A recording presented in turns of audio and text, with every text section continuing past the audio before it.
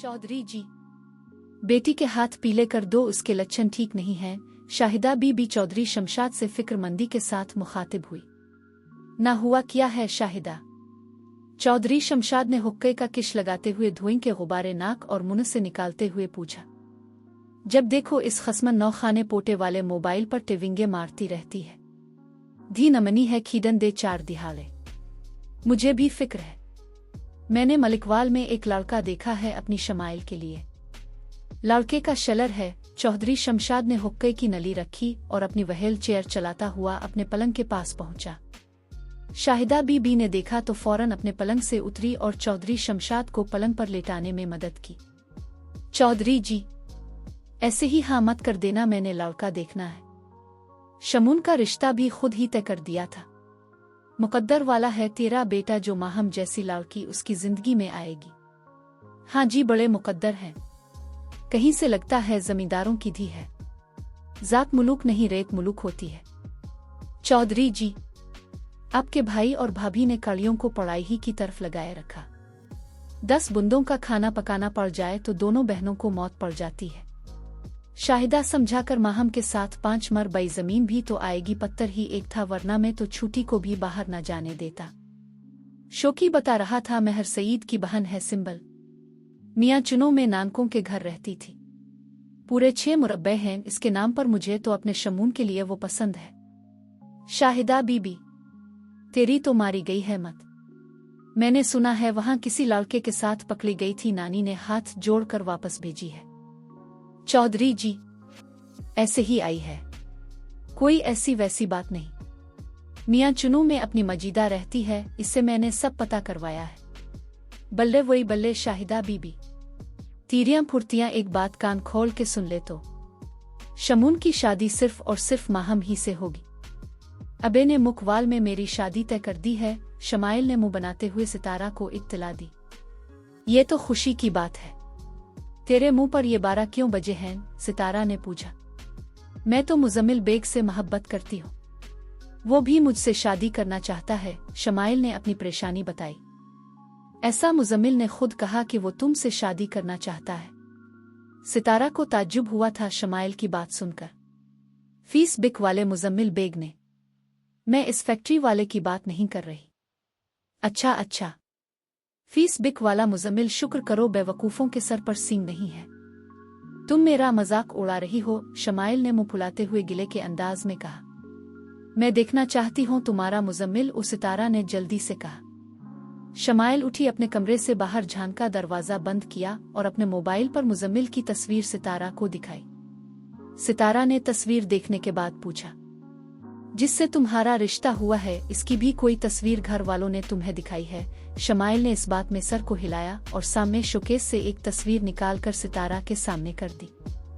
उधर सितारा की नजर तस्वीर पर पड़ी, साथ ही शमाइल की जुबान चल पड़ी। शराफत हुसैन नाम है इसका, मलिकवाल में शेलर है। 2 बड़ी बहनें थीं, उनकी शादियां कर दी हैं। बाप मर चुका है, घर में माँ बेटा 2 ही जी हैं। मेरी बात मान और जल्दी से शराफत को कबूल कर ले। अपने मुजम्मिल को देखा है, नमूना लगता है शराफत के सामने। फीस बिक खोल और जल्दी से अपने मुजम्मिल को उनफ्रेंड कर और शराफत को सर्च करके फ्रेंड रिक्वेस्ट भेज दे और साथ ही मैसेज भी कर दे, तुम्हारी मंगेतर शमाइल। मगर सितारा, मेरा शुरू से ख्वाब था मेरा मंगेतर अशल के मंगेतर की तरह हो या फिर फैक्ट्री वाले की तरह। ये तो आम सी शक्ल और सूरत का है। अबे को मुझसे पूछना तो चाहिए था। मैं तो शराफत से बहुत ही खूबसूरत हूँ, जोड़ तो बराबर का होना चाहिए जैसे अशल और हारिस। तो अशल और हारिस को मत देख, अपने भाई शमून और माहम को देख, किया वो बराबर का जोड़ है तो माहम से ज्यादा खूबसूरत तो नहीं है। मकबूल हुसैन तेरे भाई से कहीं ज्यादा खूबसूरत है। मेरा तो मशवरा है शराफत से शादी कर ले, आगे तेरी मर्जी।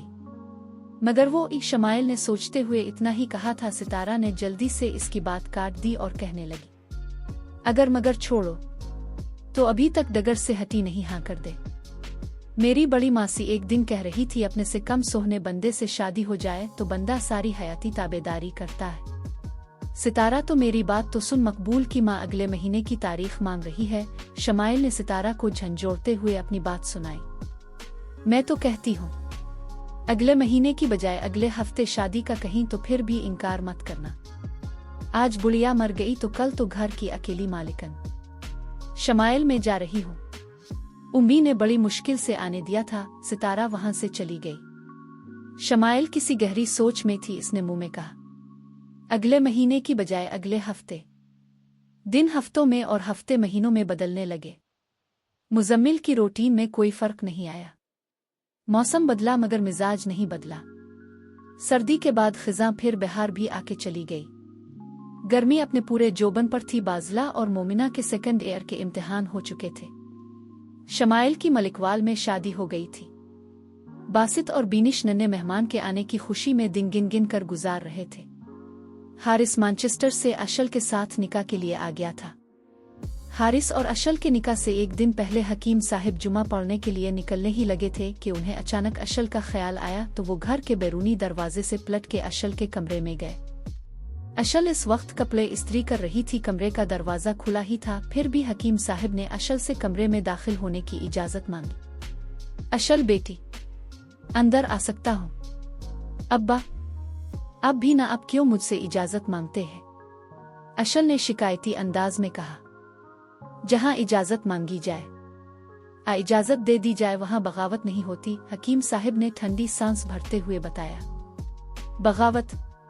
मैं समझी नहीं, अशल ने हैरानी से पूछा। इस्त्री करते हुए इसके हाथ रुक गए थे। इसने सवालिया नजरों से हकीम साहिब को देखा।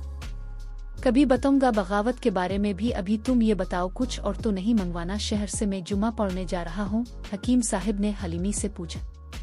अब्बा, मुझे तो कुछ नहीं चाहिए, अम्मा से पूछ कर आती हूँ, अशल ने इस्त्री का प्लग निकालते हुए कहा था।